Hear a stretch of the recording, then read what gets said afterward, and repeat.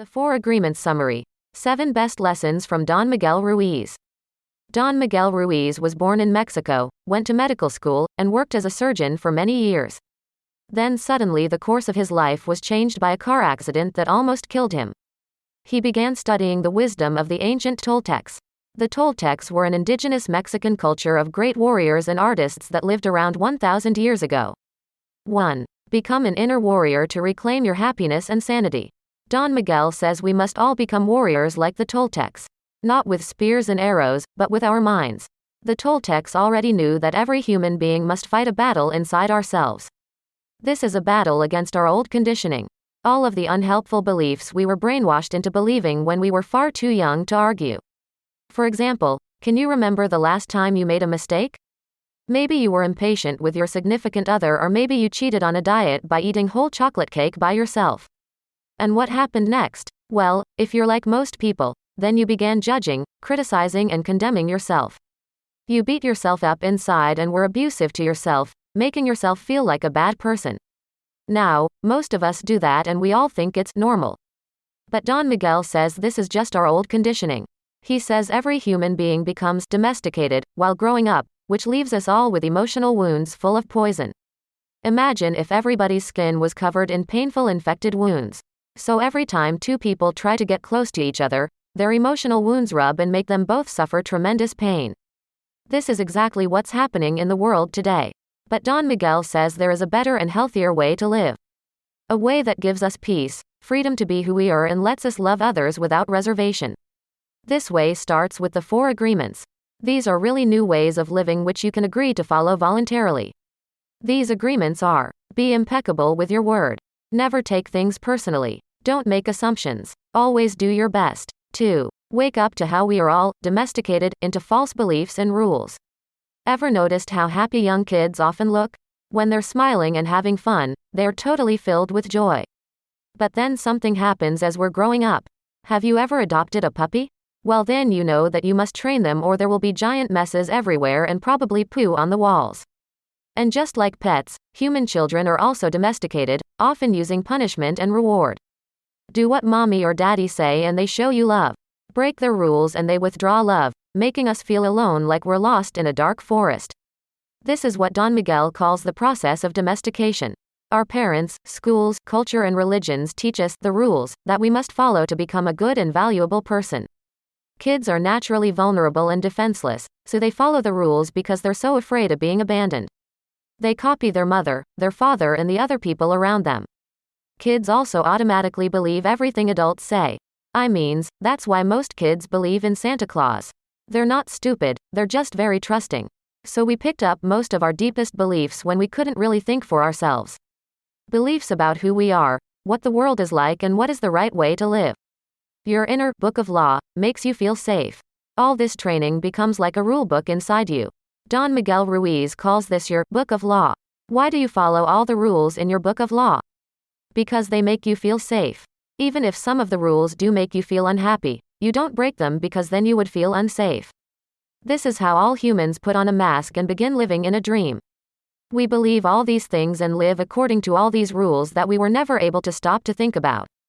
Don Miguel calls all these beliefs and rules agreements, because we had to agree for these beliefs and rules became part of our dream.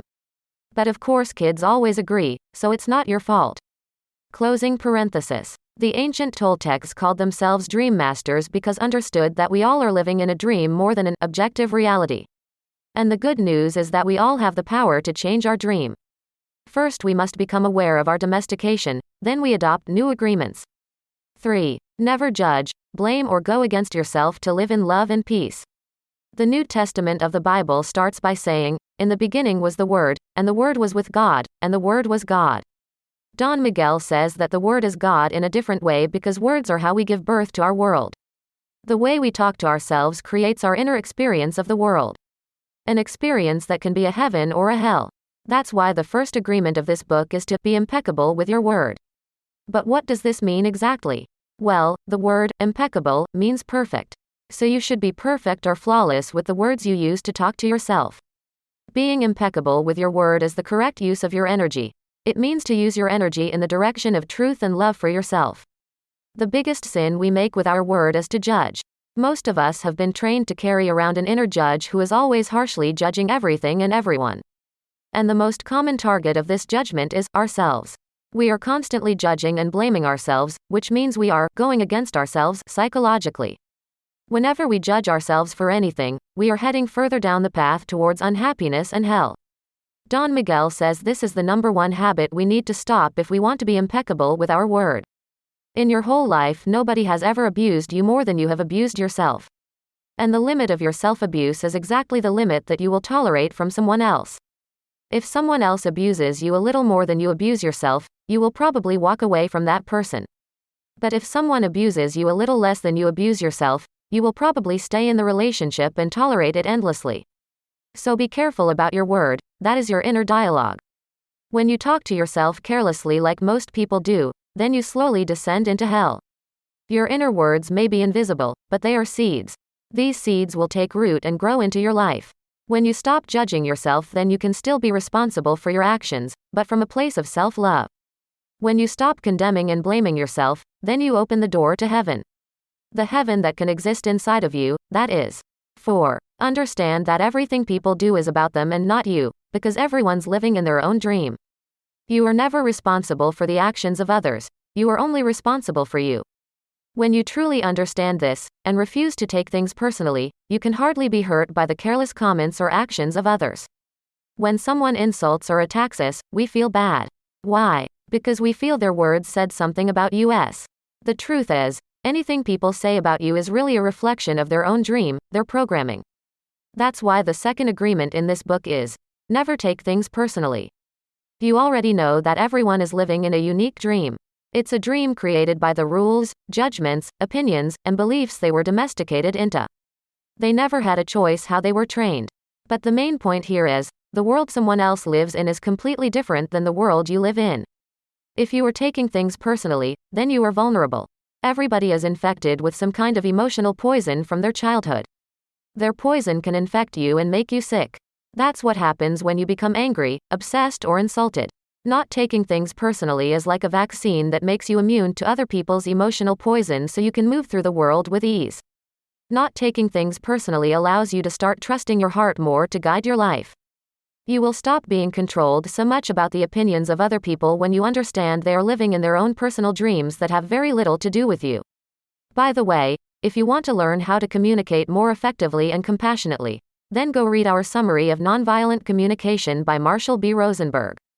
That book is written by a renowned psychologist and it teaches a framework to help you communicate your own feelings and needs without making the other person feel attacked. My favorite quote from Nonviolent Communication is, "Most of us grew up speaking a language that encourages us to label, compare, demand, and pronounce judgments rather than to be aware of what we are feeling and needing." Marshall B. Rosenberg. 5. Don't assume people see the world how you do, otherwise you'll suffer. To live in the world, we must often make assumptions. For example, we assume that cars will always stop at red lights, that's why we begin walking across the street even without looking sometimes. But while assumptions can serve us well for simple tasks like this, they can also be destructive in our relationships. Relationships can quickly degenerate into misunderstanding and fighting when people make assumptions. That's why the third agreement is, don't make assumptions. The biggest assumption we all make is that other people are the same as us inside. We assume they think how we think, feel how we feel, and believe how we believe. These assumptions set up invisible expectations in our minds. When other people inevitably don't meet the expectations, we suffer terribly. Inside of relationships, Don Miguel says our biggest assumption is believing that our love will change someone. The truth is, you really cannot predict or control other people, you can only choose to love them or not. Here's a great quote, maybe the best one in the whole book. Real love is accepting other people the way they are without trying to change them. Real change cannot come from the outside anyway. The best you could do is be a good role model for people around you. For example, if you want your partner to eat healthier, don't criticize them when they eat poorly. Instead, you could cook a healthy dinner so they experience firsthand that healthy food can taste delicious. We naturally start to become more like the people we spend the most time around, anyway. 6. Take action while always doing your best to say yes to life. Action is how we express who we are in the world. Action is how we manifest our intentions. When we take action, we are really saying yes to life. That's why the fourth agreement is, always do your best. And you can never do more than your best. Recognize this, and you'll enjoy taking action more. Focus on doing your personal best, rather than judging yourself to others. 7. Forgive others to set yourself free. 2,000 years ago, Buddha said that holding on to anger is like holding on to a hot coal with your hand. In the end, you're the one who gets burned. Today, Don Miguel says it is like everyone is walking around with a skin disease. Imagine everyone is covered with hundreds of infected wounds, wounds that are filled with emotional poison. And when we get too close, these emotional wounds rub against each other and fill us with anger, resentment, and indignation. So we don't get close. The only way to heal our wounds is forgiveness. Don Miguel says to forgive whoever wronged you in the past, not because they deserve to be forgiven, but because you deserve to live with peace and love. As long as you hold on to anger and resentment, that won't happen. You'll know you have truly forgiven someone when you no longer feel a strong negative emotional reaction when you remember what they did to you. This means the wound has healed, just like you know a wound on your skin has healed when you can touch it without feeling more pain. The next step is forgiving yourself. That's where self-acceptance begins and how you become a fully free human being.